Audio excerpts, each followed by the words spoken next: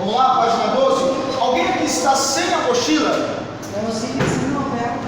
Bom, página 12, deixa a sua apostila aberta, mas eu queria convidar vocês a abrir a sua Bíblia em 1º livro de Samuel, capítulo 28. Vamos analisar um pouquinho sobre a questão dos demônios territoriais. 1º livro de Samuel, capítulo 28. Ok? Bom, nós já havíamos estudado sobre a questão dos demônios territoriais, né? Os seres demoníacos territoriais. E eu quero ler 2 textos com vocês. 1º livro de Samuel, capítulo 28, ok? A partir do versículo de número 1, eu vou ler com vocês, ok? Aliás, eu tenho uma Bíblia de Genebra e uma Bíblia, essa aqui está um pouquinho, ela está intacta, está por dentro, a capa aqui está um pouco, quem gosta de restaurar, mas é uma Bíblia completa de estudo, plenitude. Eu tenho uma Genebra e uma plenitude, tá bom? Ezequiel capítulo 28, desculpa, 1º livro de Samuel capítulo 28, você que está chegando agora, já se aproxime, ok? E a apostila é a 12. A aula vai ser um pouco dinâmica hoje. E a apostila é a 12, né? Isso, a apostila, página 12. Primeiro livro de Samuel, capítulo 28, versículo de número 1. Esse é o texto que fala da consulta do rei Saul à pitonisa. Gente, o que seria uma pitonisa? Alguém saberia me responder? Uma feiticeira, tudo bem. Mas tem um algo a mais. Ela é adivinha, né? Ela é uma médium, né? Um médium ou uma médium é alguém que recebeu supostamente dons para incorporação de espíritos. É alguém que recebe espíritos e através desse recebimento ela passa a dar informações àquela pessoa que procura para uma consulta, tá? Primeiro livro de Samuel, capítulo 28, depois nós iremos para Marcos, capítulo 5. Vamos lá? Diz o texto, primeiro livro de Samuel, capítulo 28, versículo 1. Sucedeu naqueles dias que, juntando os filisteus os seus exércitos para a peleja, para fazer guerra contra Israel, disse Ax a Davi: fica sabendo que comigo sairás a peleja, tu e os teus homens. Então disse Davi a Ax: assim saberás quanto pode o teu servo fazer. Disse Ax a Davi: por isso te farei minha guarda pessoal para sempre. Já Samuel era morto, e todo Israel tinha chorado, e o tinha sepultado em Ramá, que era a sua cidade. Saul havia desterrado os médios e os... Olha a informação bíblica. Davi havia banido todos os médios, todos os adivinhos em Israel. Saul expulsou todos os adivinhos, todos os médios que haviam em Israel. Mas você há de se lembrar que Saul acabou sendo atormentado por um espírito maligno, ou seja, ele já não era mais o mesmo Saul do tempo em que ele expulsou as pitonisas e os médios de Israel. O tempo passa e ele agora perde a presença de Deus e o espírito mau passa a dominar a vida de Saul. Veja a continuidade do texto. Ajuntaram-se os filhos, os filisteus, e vieram acampar-se em Sunem. Ajuntou Saul a todo o povo, por Israel, e se acamparam em Gilboa. Vendo Saul o acampamento dos filisteus, foi tomado do que, gente? Medo. E muito se estremeceu o seu. Essa é a razão razão por muitas pessoas procurarem os centros espíritas. A busca por saber do futuro do desconhecido. O medo, as preocupações, a angústia, ou até mesmo a solidão por ter perdido alguém querido, enfim, continuando. Consultou Saul ao Senhor, porém o Senhor não lhe, nem por sonhos, nem por urim, nem por profetas. Então disse Saul aos seus servos: apontai-me uma mulher que seja médium, para que me compre com ela e a consulte. Disseram-lhe os seus servos: há uma mulher em Endor que é médium.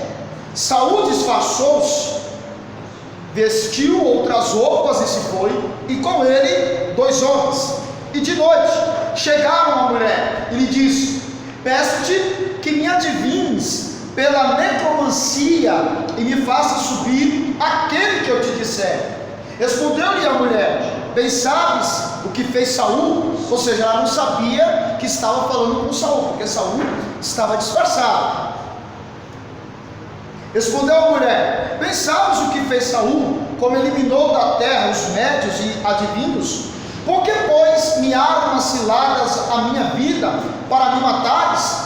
Então Saul lhe jurou pelo Senhor, dizendo: tão certo como vive o Senhor, nenhum castigo te sobrevirá por isso. Então lhe disse a mulher: quem te farei subir? Ou quem você quer que eu chame? Respondeu ele: faz-me vir ou subir Samuel. Vendo a mulher a Samuel, olha o detalhe bíblico, vendo a mulher quem? A Samuel. Não era Samuel, era um espírito que se pareceu ou se transformou em Samuel. Porque quando você vai lá no original, não é Samuel, é um espírito, um demônio que incorporou a imagem de Samuel. Oi? Se transformou em Samuel. E gritou em alta voz, e a mulher disse a Saul: por que me enganaste? Porque tu és Saul. Respondeu-lhe o rei: não temas que vês. Então a mulher respondeu a Saul: vejo um Deus, letra minúscula, que sobe da terra. Perguntou-lhe como era a sua figura. Respondeu ela: vem subindo um ancião, está envolto numa capa. Entendendo Saul que era, inclinou-se com o rosto em terra e se. Porque que o texto afirma que a mulher viu Samuel, e pela descrição da adivinha, Samuel concluiu que fosse Samuel, que Saul concluiu que fosse Samuel.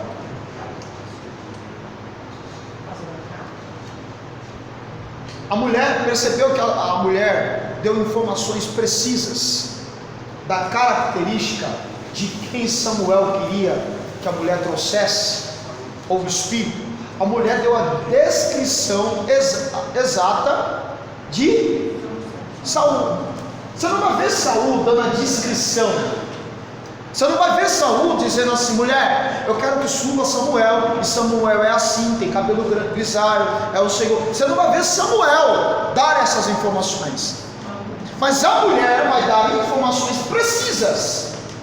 E Samuel, ou melhor, Saul conclui que de fato seja Samuel. E aí ele se prostra diante da mulher.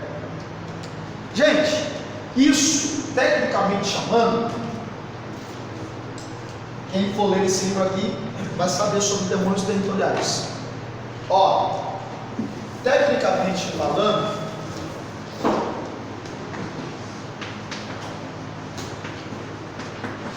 demônios territoriais. Eles agem, esses demônios, eles agem de 2 formas. Primeiro,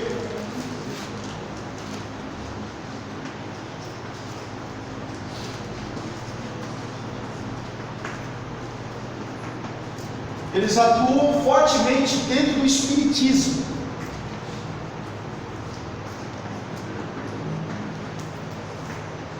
Segundo, eles agem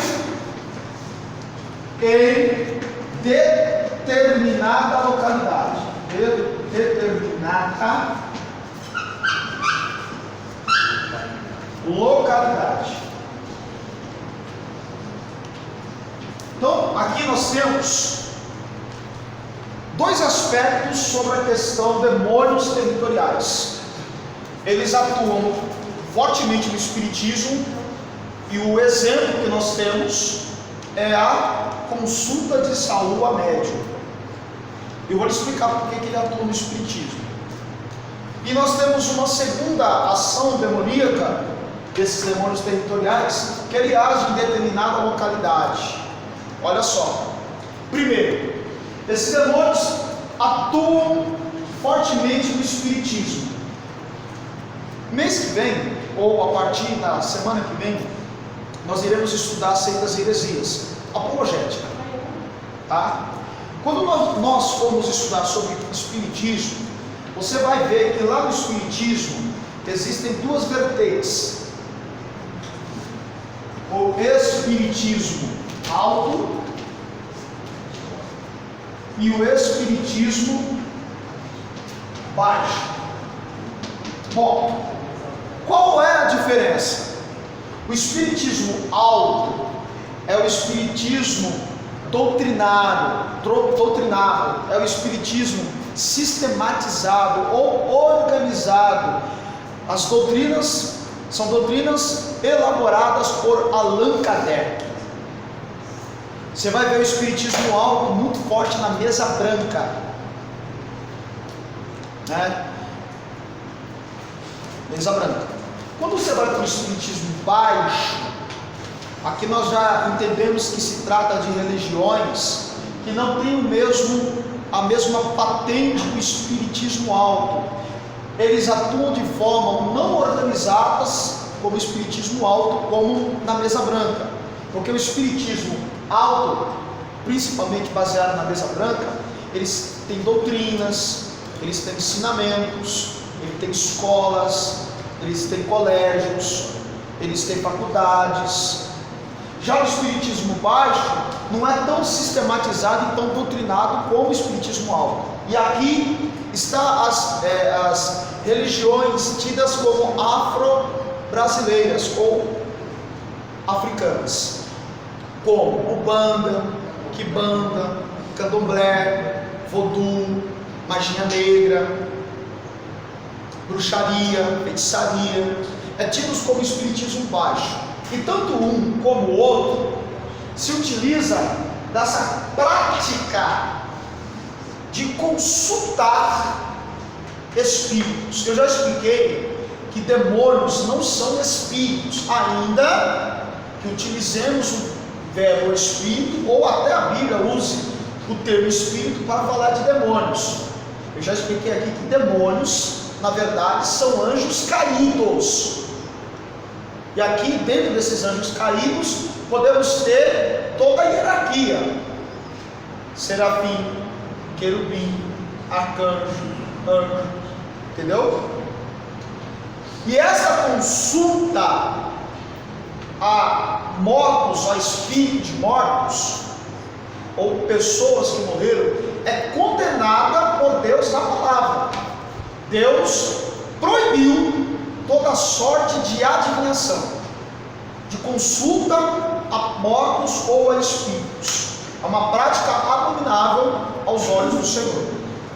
Até porque, dentro do espiritismo, nós entendemos, biblicamente falando, que o campo de atuação dos demônios são mais assíduos. Por quê? Por exemplo, no espiritismo alto, quando alguém faz uma consulta a um ente querido, por exemplo, que morreu, esse médium, ele vai incorporar supostamente a alma daquele ente querido, e aí vai dar características precisas que só aquela pessoa que está a consultar sabe, como no caso de Saul com a pitonisa. Saul não deu informações, aspectos ou a forma física de Samuel. E ela escreve: olha, estou vendo um ancião, ele é um senhor, e Saul logo identifica que seja Samuel, porque Deus já não falava mais com Saul, e naquele momento Saul está às vias de uma guerra, ele precisa de uma orientação. Os reis consultavam a Deus, só que Deus não falava mais com Saul. Então Saul precisava de uma informação, se ele deveria ir para a guerra, se ele teria sucesso na guerra. E na boca daquela mulher, o espírito, que supostamente era Samuel, disse para Saul que a guerra seria sucesso, quando na verdade a guerra terminou com o suicídio de Saul. Saul se matou. Então não poderia ter sido Samuel. A Bíblia diz lá na carta aos Hebreus, capítulo 11, aliás, capítulo 10, que após a morte segue-se o juízo. Não há possibilidade de alguém que morreu voltar à terra, incorporar uma outra pessoa e se passar por aquela pessoa que foi falecida. Ainda, olha só, e aqui entra o grande engano de Satanás, porque Satanás sabe literalmente a forma da escrita da pessoa falecida. Satanás sabe como que era o físico daquela pessoa que morreu. Por isso ele vai dar descrição a médium que está incorporando aquele espírito. Vai dar informações precisas de algo muito íntimo, que aquela que está consultando, só ela e a pessoa falecida sabia. E isso nós entendemos se tratar de um demônio territorial. Porque se ele é um demônio territorial, ele é um demônio que age em determinada localidade. Olha que coisa interessante. Por exemplo, há casas e famílias que são observadas por esses demônios. Como é que aquele demônio que incorporou naquela pitonisa sabia de informações precisas que só Saul sabia? O demônio que acompanhava a vida de Samuel. E na hora que Saul ouviu que era aquele ancião, ele se prostra, acreditando, logo ele que havia banido os adivinhos de Israel. Professor, eu tive uma experiência esses dias, foi com a minha própria filha, né? Pode falar. E ela foi na Umbanda. Sim. E o cara lá incorporou um demônio chamado não sei o que lá do Nordeste, nordestino. E o cara falou tudo sobre a minha vida. Sobre a minha vida, inclusive até, seu pai só não vem aqui porque seu pai é um evangélico. E aquele problema que ele tem no joelho lá, eu sei quem fez aquele trabalho para ele. Então ele mesmo. O que você acha sobre isso? Não entendi. E o que você acha sobre isso? Eu não sei, esse é o problema. A gente sabe que o inimigo conhece a nossa vida. O professor está falando ali, essa experiência, logo quando ela começou a falar, eu falei, olha, o que o professor fala é verdade mesmo, porque automaticamente o inimigo está presente em todas as situações da nossa vida. Ele está aqui agora, olhando para nós. Ele conhece a nossa vida. Tanto que falou, ele só Eu quero que você entenda uma coisa: Satanás sabe da nossa vida. Sabe? Pois não.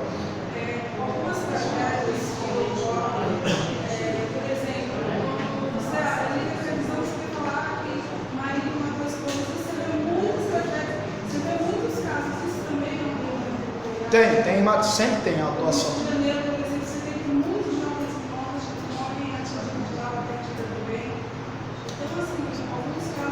Sim. Dentro dessa ação, como foi relatado aqui pelo nosso irmão, nós sabemos que o demônio sabe de coisas particulares nossas que só nós sabemos. E aí você pega alguém que não tem o temor de Deus, que não conhece a palavra de Deus, e essa pessoa é levada para este lugar, ela é enganada, e claro, a palavra diz que ele é o pai da mentira. Viu, professor? Pois não. A minha irmã teve uma época que ela ficou doente e a minha mãe levou ela na Umbanda. Eu acompanhei muito. Eu desde pequeno eu frequentava a igreja. Aí quando eu entrei lá, o pai de Santos falou, esse pode sair daqui que esse não é meu não, esse é do céu. Sim? Conhece? Eu já falei aqui para vocês que a Bíblia, principalmente o apóstolo Pedro, ele declara que há 2 leões que estão próximos de nós. Há o leão que nos guarda, da tribo de Judá, e há o leão que anda bramindo, rugindo como leão para nos devorar. Esse é Satanás. Então, esse é o primeiro aspecto. Agora eu quero que vocês abram comigo em Marcos capítulo 5. Obrigado. Alguma pergunta até aqui? Eu quero fazer uma pergunta. Pois é, irmão Dória. Essas pessoas que, no caso a minha, por exemplo, ela era usada pelo demônio para revelar determinadas coisas. Sim, para curar também. Ela pode estar sendo enganada por ele ou está totalmente sabendo o que está fazendo? Pode e não pode. Ela pode saber exatamente o que está acontecendo, como pode ser enganada por próprio Satanás. Por isso tem que vigiar Está para certa. Sim, ela pode estar revelando a vida da pessoa, sabendo exatamente que é uma mentira. Como pode sim ser enganada, como na maioria dos casos, a pessoa ir receber uma incorporação e atender e entender que aquilo é uma verdade, uma realidade, mesmo acreditando de forma séria. O intuito dele é manipular a mente da pessoa, a pessoa acreditar naquilo ali. Manipular por intermédio da mentira e por intermédio da mentira manter a pessoa mais distante Da palavra. da verdade. Nesse sentido aí mesmo, porque ele inclusive ele falou a respeito do meu filho que tinha feito um matão para ele. Ele falou assim, né? Traz ele aqui que eu vou quebrar essa macumba. O diabo quebrou no próprio diabo. O próprio Cristo vai dizer em Mateus 12 que Satanás não pode expulsar Satanás. Mas ele expulsa o diabo, né? Sim, Não, mas ele faz isso para trazer a pessoa mais para perceber. para prender a pessoa, algemar uma pessoa dentro de uma mentira para que ela não tenha acesso à verdade. Pessoal, eu vim da igreja, eu era tesoureira e manifestou um demônio na igreja. E esse demônio pegou porque eu era tesoureira geral e tinha uma ajudadora, né, que era filha da pastora, que era nora da pastora. O demônio foi exatamente nela e acusava ela diante da igreja: você está roubando a casa. E falou direitinho o louco, porque depois que veio todo aquele auê, eu fui investigar. E realmente ela estava extraviando, eu não sabia. E era a própria pessoa que incorporou. O menino que incorporou foi direitinho nela e falava assim: você está roubando, você faz isso. Aí depois Ele falou uma verdade para causar um escândalo. E Você era entendeu? Ele falou uma verdade que estava acontecendo, permissão divina. Deus também usa os demônios para que algumas verdades venham à tona, mas a real intenção dele era para causar um escândalo. Por isso que eu falo, às vezes as pessoas se querem expulsar o demônio e às vezes não estavam a vida no altar do Senhor. Sabe por quê? Porque lá na nossa igreja também, quando o obreiro foi expulsar o demônio lá, o demônio começou a gritar e a rir e falava assim para o obreiro: você me expulsar? Você é um fofoqueiro, você não paga ninguém.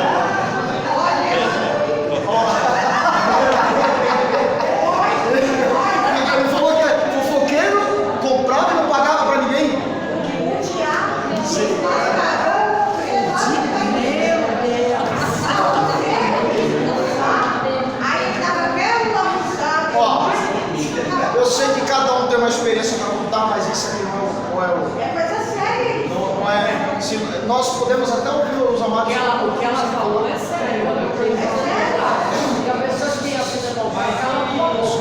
Só um minutinho. Mas falando do espiritismo, Chico Xavier, Chico Xavier cai aqui no espiritismo alto. é do alto, Isso. mas ele não foi enganado, Oi? ele não foi enganado com esse demônio que foi Olha, aí não tem como saber, né?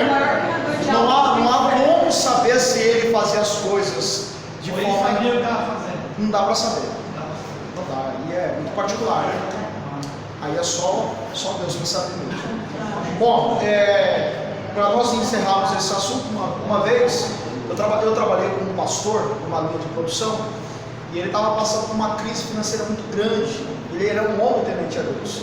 E um dia ele manifestou um demônio, uma pessoa incorporou um demônio na igreja durante o culto, e ele foi expulsar o demônio riu, né? É a característica dele, riu, olhou para ele e disse: você me expulsar? Você hoje comeu arroz com ovo? Para tentar humilhá-lo para que ele pudesse, né, tremer na base. Ele estava realmente passando necessidade, ao ponto de faltar as coisas dentro de casa, e o demônio zombou dele. Aí o pastor olhou para ele e falou assim: eu comi arroz com ovo, mas você vai sair em nome de Aí, Jesus. autoridade. O demônio não fala. Uma vez eu saí de uma vigília, terminei de pregar, pessoal, aqui ó, uma experiência própria, só para nós pularmos para Marcos capítulo 5. Uma determinada vez eu estava pregando numa vigília, entreguei o microfone e recebi uma mensagem no meu celular, alguém estava com um problema. Quando eu fui ver, a pessoa estava endemoniada. Fui expulsar o demônio da pessoa, fiquei entre 4 e 7 da manhã, sozinho, expulsando o demônio. Eu consegui expulsar. Numa situação diferente depois, amém, gente? Amém. Uma situação diferente depois, eu fui expulsar um outro demônio. O demônio falou assim: naquele dia você me expulsou, hoje você não vai me expulsar, porque eu te conheço. Não consegui expulsar o demônio. Então, esse demônio territorial é algo que pode ser levado em consideração dentro da demonologia. Professor, Pois é. aqueles espíritos que faz cirurgia, Cai no espiritismo alto, porque no espiritismo alto, além de mesa branca, nós temos os médios em alto grau que fazem cirurgias espirituais. Cabe aqui dentro aqui cabe mais em sacrifício de animais, em um tipo de espiritismo. O espiritismo alto nunca, entre aspas, faz trabalho para prejudicar alguém. Já o espiritismo baixo tanto pode fazer um trabalho para beneficiar uma pessoa, como pode fazer um trabalho para prejudicar uma pessoa, colocar uma doença, uma enfermidade, matar uma pessoa. Tem pessoas que consultam esse tipo de espiritismo para que a Pai de Santo faça um trabalho para que determinada pessoa morra. Isso acontece. Essa parte aí do espiritismo alto fez uma cirurgia espiritual na cabeça do meu filho. Ela pediu bisturi, ela pediu tudo que ia numa cirurgia e fizeram uma cirurgia na cabeça do meu filho. E pode acontecer que haja uma cura, supostamente. Supostamente. Tá? Vamos lá, Marcos capítulo 5. Marcos capítulo 5. Bom, ainda se tratando dessa questão de espiritismo, quem já leu na Bíblia sobre as duas testemunhas do Apocalipse?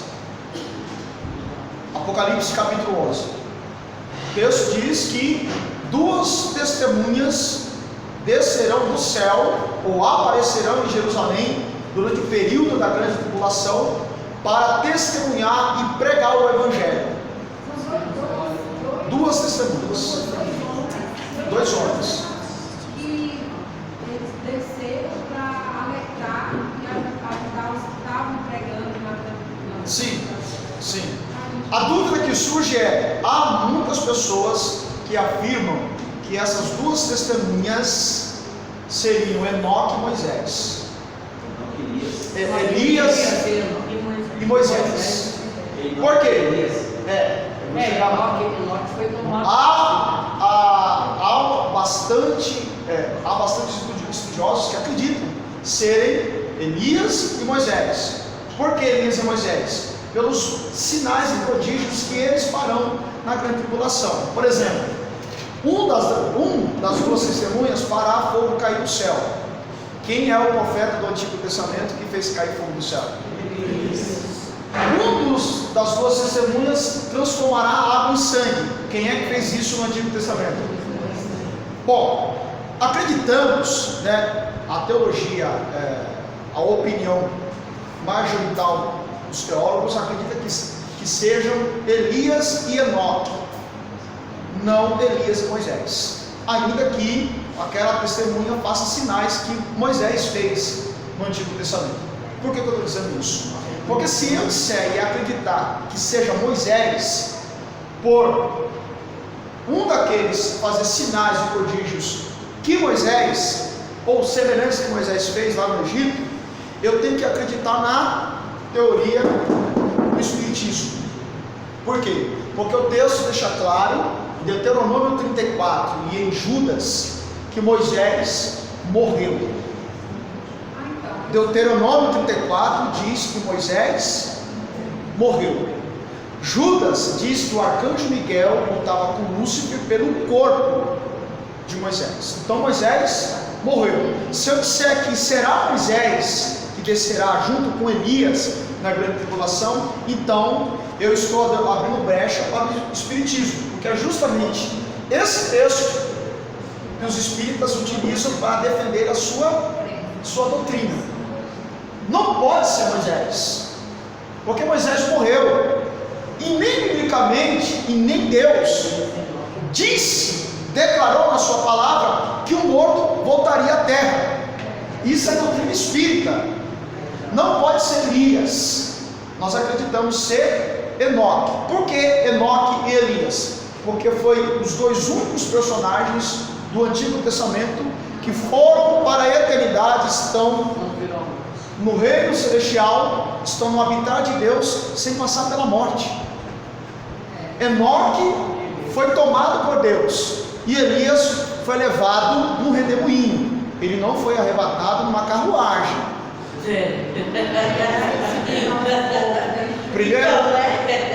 Segundo livro de Reis, capítulo 1 e 2, diz que Elias e Eliseu estavam na beira do rio conversando, e Eliseu pedindo porção dobrada. A carruagem de fogo veio e separou os dois.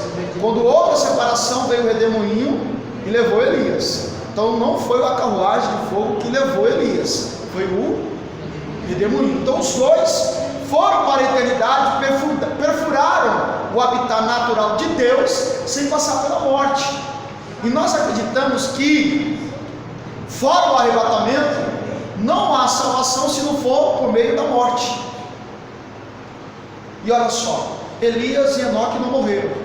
Então nós acreditamos piamente que eles retornarão da mesma forma que subiram, para pregar o evangelho na grande tribulação. Então não pode ser Moisés. Amém, gente? Eles vão, Oi? Eles vão voltar possivelmente, mas aí eles vêm mortos, transformados. Não, eles descerão nos mesmos corpos que subiram, porque eles vão morrer.